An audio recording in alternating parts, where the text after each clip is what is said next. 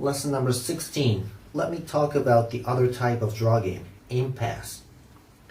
And before that, I have to explain king entering. When your king managed to enter your opponent's camp, we call it king entering, okay? Now, to reach an impasse, you need two conditions. One is that both players have achieved king entering, which we call double entering. And the other is that both players have agreed that it is no longer possible for them to mate each other's king. Why they agree it's impossible? Well, usually an entered king is very difficult to mate. There are two reasons for that. One is that shogi pieces are designed so that they attack to the front. So for instance, if you have a gold and a pawn, you can mate this king, right? You can even promote the pawn, so it's easy. However, how about this king? You can't mate this with a gold and a pawn, right? And the second reason is that the pieces that are defending a king keeps on promoting and promoting. If the king is an entered king, and it becomes an unbreakable castle. So in this kind of situation, we agreed to declare impasse. Oh, by the way, I have found something interesting. This is a famous Japanese comic about shogi.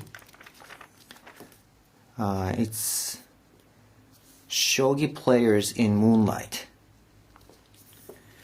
I found a scene of double entering here. This situation clearly deserves to be an impasse. You see, all the pieces are promoted.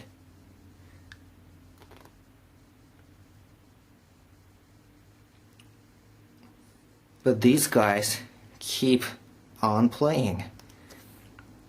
He says 500 moves? It's impossible. And finally,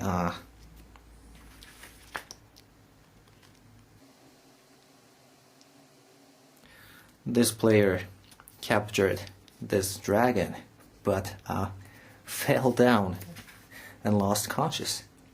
This is impossible. Anyway, let's go back to the lesson. Where was I?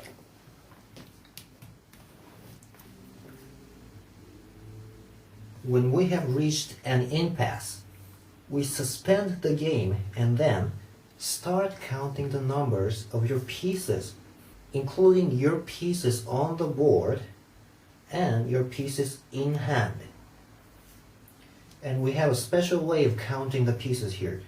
First of all, we don't count the king. And major pieces, rook and bishop, are 5 points each, promoted or unpromoted. And the rest of the pieces, minor pieces, are 1 point each, promoted or unpromoted.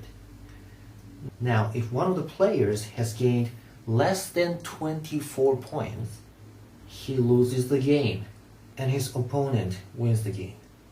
And if both players have gained 24 points or more, it's the draw. Usually, if you have no less than 3 major pieces, you have a good chance of winning. So the scene I've shown in the comic, the guy finally captured the dragon, right? Which gives him enough points to win the game. Actually, some people don't like this rule of counting the pieces, and neither do I. The natural concept of shogi is it's all about capturing your opponent's king before he captures yours, right? So no matter how many other pieces you've lost, you win the game if you could just capture the king. But in Impasse, it suddenly turns into a game where the number of the pieces matters. Therefore, some people are proposing another rule for this kind of situation. It's called try rule. It's named after rugby football. A try rule is that the player who first brought his king to the square on which initially his opponent's king was, wins the game.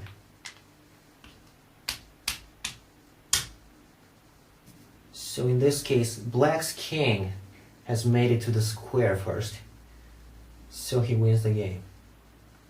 I think it's a little more rational than counting pieces. And even a professional player, Manabu Senzaki, proposes this too. And this rule also produces special tactics like, sacrificing your piece, even a dragon, to just delay your opponent's king. So this rule sounds pretty interesting. However, it isn't officially accepted as Shogi rule. The official rule is to count the pieces, okay? And one more thing. When we've reached a draw game by repetition or impasse, we switch black and white and then start the game from the beginning. And you know what? In Shogi, it is believed that black has more chance of winning than white does. In professional games, the probability of black's winning is around 53% or so. So if you're playing white, a draw is somewhat welcome to you because you'll be able to play black next. On the other hand, if you're playing black, letting the game end as a draw means your strategy wasn't successful, although it's much better than losing. Okay, that's all for today. Goodbye.